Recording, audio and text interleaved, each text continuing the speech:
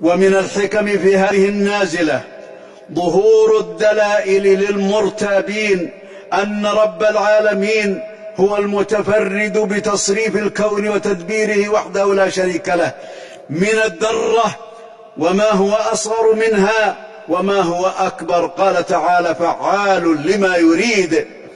فهذا الفيروس لو كان ينتقل من شخص إلى شخص طليقا من مشيئة الله وقدرته وتدبيره لأصاب الناس جميعا أو أصاب الأكثر، ولكنه محكوم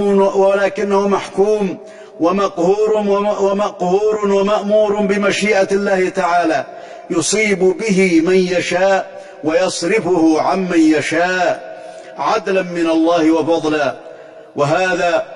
وهذا ما قرره النبي صلى الله عليه وسلم في عقيدة التوحيد بقوله صلى الله عليه وسلم: لا عدوى ولا طيرة ولا هامة ولا صفر.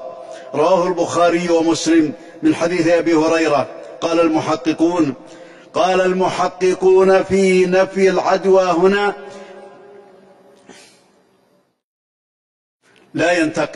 لا ينتقل المرض من شخص إلى غيره إلا إذا نقله الله بمشيئته إلى غير الأول، ولا ينتقل المرض بطبعه طليقا عن مشيئة الله.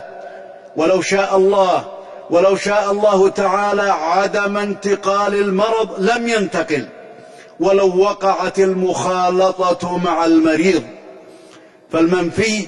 فالمنفي ما كان يعتقده أهل الجاهلية من انتقال المرض بطبعه من غير مشيئة الله تعالى، لقوله صلى الله عليه وسلم: فمن أعدى الأول.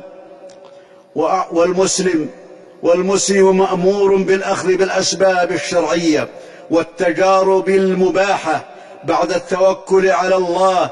قال صلى الله عليه وسلم: فر من المجذوم فرارك من الأسد. رواه البخاري من حديث أبي هريرة.